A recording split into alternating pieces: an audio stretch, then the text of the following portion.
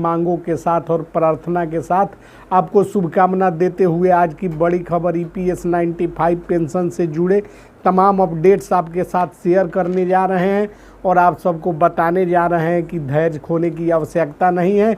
सरकार जो कर रही है वह पहले आप जान लीजिए। तो नमस्कार, आप देख रहे हैं और मैं हूं आपका दोस्त, आपका होस्ट, आपका जो है कि सब कुछ, आपका जो है कि एंकर रंजीत कुमार। तो आज की सबसे बड़ी खबर ईपीएस 95 पेंशन से जुड़ा सवाल और सरकार का जवाब आपको बताए उससे पहले इसी चैनल के माध्यम से रवीश कुमार और सुधीर चौधरी जैसे बड़े बड़े जो है कि न्यूज़ चैनल, नेशनल मीडिया में काम करने वाले एंकरों ने जो है कि आपको स्पष्ट रूप से बताया है कि आपके पेंशन की राशि बढ़ेगी। सरकार जो है कि इस पर अंतिम निर्णय लेगी। उसके बाद भी कुछ हमारे अभिभावक, पिता, तुलादरणीय गार्जियन लोग जो हैं कि उनको अविश्वास होता है, तो उनसे जो है कि हम क्षमा प्रार्थी हैं और उनको जो है कि पुनः आग्रह करते हैं कि विश्वास खोने से जो है कि दुनिया नहीं चलती। यह दुनिया जो है कि विश्वास और आशा पर टिकी हुई है, इसलिए धैर्य बनाए रखें। तो जी हाँ, पेंशनर जो अपने ज़िंदगी का सुनहरा दौर मेहनत और पसीने से देश को समर्पित कर चुके हैं, आज वृद्धावस्था में उम्मीद लगाए बैठे हैं कि सरकार उनकी पेंशन कब बढ़ाएगी। दोस्तों, ईपीएस 95 के तहत देश भर में लगभग 65 लाख पेंशनर्स आते हैं, जो कि और ट्रेड यूनियन के कर्मचारियों को जोड़ने पर यह संख्या 78 लाख के करीब पहुंच जाती है। इनमें अधिकांश जो है कि पेंशन 1000 से 2500 रुपये तक जो है कि उठाते हैं। सोचिए, जब महंगाई आसमान छू रही हो, दवाइयों के दाम रोज़ बढ़ रहे हो, दूध सब्जी महंगी हो चुकी हो, तब कोई बुजुर्ग 1000 रुपये में हमारे अभिभावक, हमारे गार्जियन कैसे गुजारा कर सकेंगे।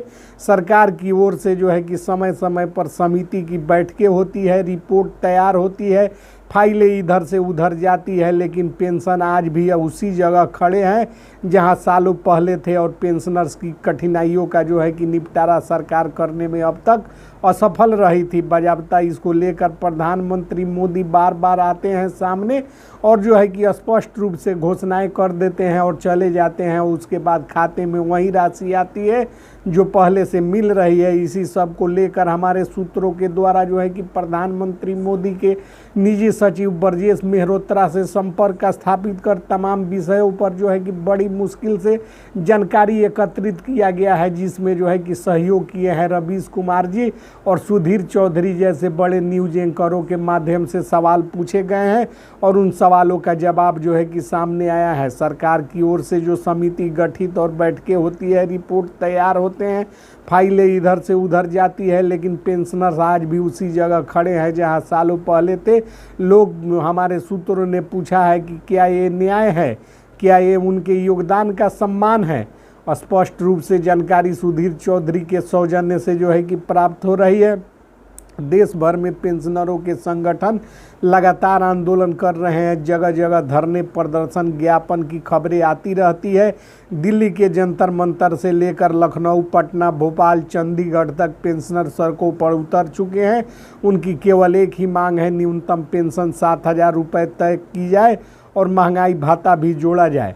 सवाल ये है कि सरकार इस दर्द को समझ नहीं रही है। रिटायरमेंट के बाद जिन लोगों ने फैक्ट्रियों में, सरकारी संस्थानों में, मिलों में, रेलवे और बिजली विभाग में दशकों तक काम किया, क्या उन्हें बुढ़ापे में सिर्फ 2 वक्त की रोटी के लिए तरसना चाहिए? आज जब देश की आर्थिक प्रगति की राह पर देश है और करोड़ों की योजनाएं बन रही है और नेताओं और अफसरों की तनख्वाहें बढ़ाई जा रही हैं, तब ईपीएस पेंशनरों को क्यों भुला दिया गया है? क्योंकि क्या उनका योगदान किसी काम का नहीं था? तो मेरे अभिभावकों, कई पेंशनर ऐसे हैं जिनकी पेंशन इतनी कम है कि वे इलाज तक नहीं करा पाते हैं। डायबिटीज़, हार्ट की बीमारी जैसी दिक्कतें आम हैं, लेकिन दवाई का खर्च उठाना उनके लिए असंभव है। नतीजा यह है कि कई पेंशनर लाचार होकर अपने बच्चों पर बोझ बन जाते हैं और कई तो अपनी बचत से भी हाथ धोना पड़ता है। अब सवाल ये है कि सरकार क्या कर रही है। सुनने में आया है कि श्रम मंत्रालय की ओर से रिपोर्ट तैयार की जा रही है, समिति अपनी सिफारिशें देने वाली है।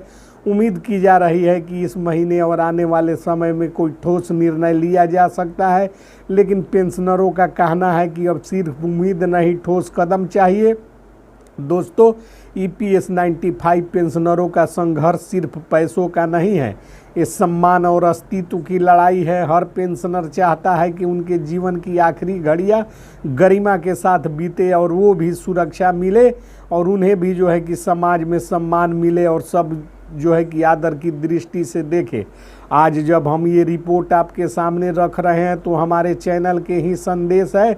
सरकार को जो है कि अब तुरंत निर्णय लेना चाहिए। EPS 95 पेंशनरों को न्यूनतम पेंशन 7,500 रुपये पेंशन और महंगाई भत्ता मिलना ही चाहिए, यही उनका हक है। तो आइए हम सब मिलकर इस मुद्दे को मजबूती से उठाएं ताकि पेंशनर अपने जीवन और देश की दया पर निर्भर न रहे, बल्कि उनको उनका हक और सम्मान मिले और साथ ही साथ जो है कि उनको सब कुछ जो है कि मुहैया करे सरकार, जिसमें महंगाई भत्ता भी जोड़ा जा सके। जी हाँ, वो पेंशनर जो अपने जीवन का सुनहरा दौर मेहनत और पसीने से देश को समर्पित कर चुके हैं, आज वृद्धावस्था में उम्मीद लगाए बैठे हैं कि सरकार उनकी पेंशन बढ़ाएगी। दोस्तों, EPS 95 के तहत देश भर में लगभग 78 लाख पेंशनर आते हैं। इनमें अधिकांश की पेंशन सिर्फ 1,000 से 2,500 रुपये तक है। सोचिए, जब महंगाई आसमान छू रही हो, दवाई और दूध सब्जी के दाम बढ़ चुके हैं, तो ऐसी परिस्थिति में 1,000 से 2,500 रुपये में बुजुर्ग दंपति, हमारे अभिभावक, सुपर सिटीजन जो लड़ रहे हैं, उनका जीवन कैसे चल सकता है। इसी को लेकर सुधीर चौधरी के माध्यम से और रवीश कुमार के माध्यम से हमारे सूत्रों ने PMO में संपर्क स्थापित कर प्रधानमंत्री के निजी सचिव ब्रजेश मेहरोत्रा से सारी जानकारी प्राप्त की और उन्होंने बताया कि इसमें जो है कि अब विलंब नहीं होगा और तत्काल प्रभाव से पेंशन की राशि बढ़ाई जाएगी और सबको जो है कि 7,500